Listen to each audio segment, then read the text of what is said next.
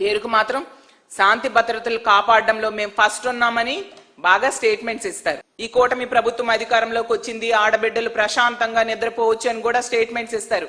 ఎక్కడమ్మా హోంమంత్రి గారు ఆడబిడ్డలు ప్రశాంతంగా నిద్రపోతూ ఉన్నారు? ఇన్ని సంఘటనలు జరుగుతున్నాయి.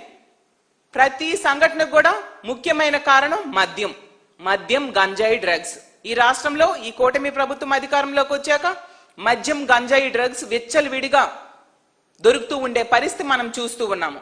ముఖ్యమంత్రి గారైతే ఎవరైనా ఆడబిడ్డ మీద చేయేస్తే అదే చివరి రోజు అంటారు.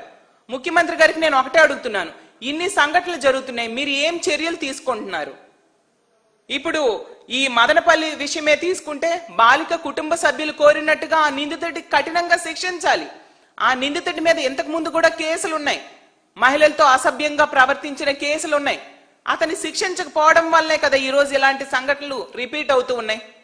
మరి అదే చివరి రోజు అవ్వాలి కదా, ఎందుకు జరగట్లేదు? మీ కూటమి పాలనలో నిందితుడికి శిక్షలు ఎందుకు పడట్లేదు?